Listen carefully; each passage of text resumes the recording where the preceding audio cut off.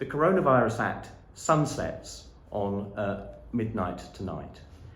Now, essentially what that means is that all the changes to the law that Act introduced effectively revert back to how things were. Now, that could have been really a bit of a disaster for death registration and certification processes, because it would have meant a return to pieces of paper having to be physically passed around between the various organisations and bodies involved in death registration and certification.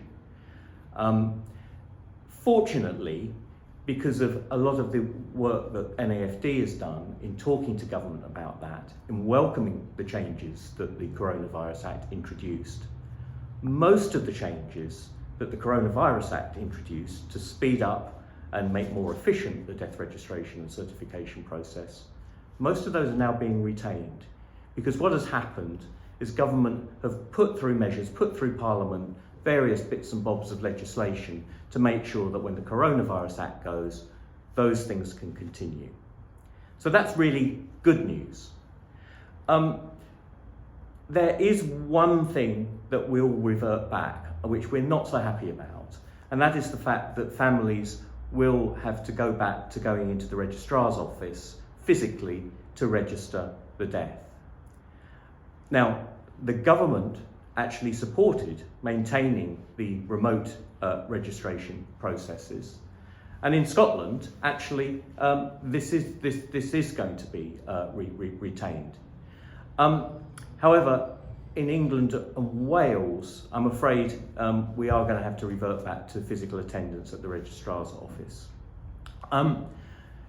We were very, very disappointed when Saqib Bhatti MP, who put forward a private members bill to put in place, he hoped, the legislative changes that were required to stop this from happening. We were very disappointed when that actually got talked out in the House of Commons. We worked very closely with Saqib in helping him and supporting him in terms of that private members bill. It had the support of government, so there's not an issue with the government. The government didn't want it to change back. This was really a question of whether there was time to put in place the necessary legislative changes in advance of the Coronavirus Act sunsetting. And I'm afraid that didn't happen. But we'll continue to work with government. As I say, there is government support for maintaining the change, maintaining remote registration. So we hope that will happen at some point in the near future. But I'm afraid from tomorrow, effectively, things will revert back to how they were before the Coronavirus Act in England and Wales. We're now moving to the phase in the pandemic where we're very much wanting to be involved in the reviews and various inquiries that are going on into how the country responded to the pandemic. And just a couple of weeks ago, I gave evidence to the cross-party group on funeral and bereavement, who held a special evidence session on the response to the pandemic. And it was great to have that opportunity to talk to MSPs in Scotland about the issues and the challenges that we faced during the pandemic. So, for example, I highlighted the fact that we had to wait so long at the start of the pandemic for any public health guidance.